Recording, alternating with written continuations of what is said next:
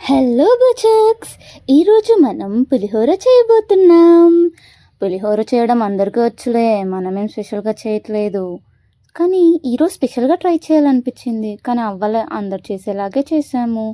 First పచ్చిమిర్చి, ఎండుమిర్చి, ఇంకా కరివేపాకు, ఈ 3 తీసుకున్నాను బుచక్స్. ఇవి మంచిగా కట్ చేసుకొని పెట్టుకున్నాను. ఇప్పుడు రైస్ ఉడికిందా లేదా చూసి అంతలోపు చింతపండు రసం పిసికాను. తర్వాత పొయ్యి మీద ప్యాన్ పెట్టి ఇందులో ఆవాలు, జీలకర్ర, ఇంకా కొంచెం ఆయిల్ వేసుకోవాలి. ఇందులో ఇప్పుడు పచ్చిమిర్చి, ఎండుమిర్చి, కరివేపాకు వేసుకొని కొంచెం కాగాక 2 స్పూన్స్ పసుపు వేసుకోవాలి. అండ్ ఇందులో మనం రెడీ చేసుకున్న పులుసు కూడా వేసుకోవాలి. Then 2 spoons of salt and some pinch of శనగలు.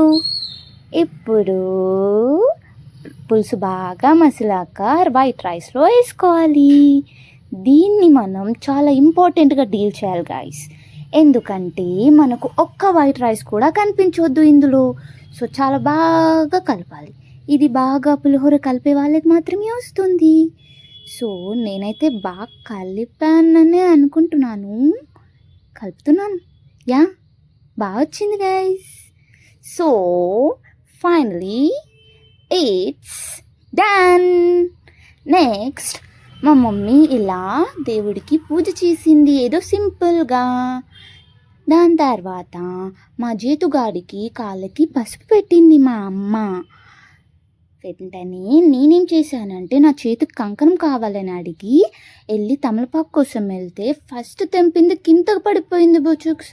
చాలా అప్సెట్ అయిపోయి సెకండ్ తెంపాను. ఇది బాగానే వచ్చింది బుచుక్స్, చాలా బాగుంది. చేతికి కట్టేసుకున్నాను.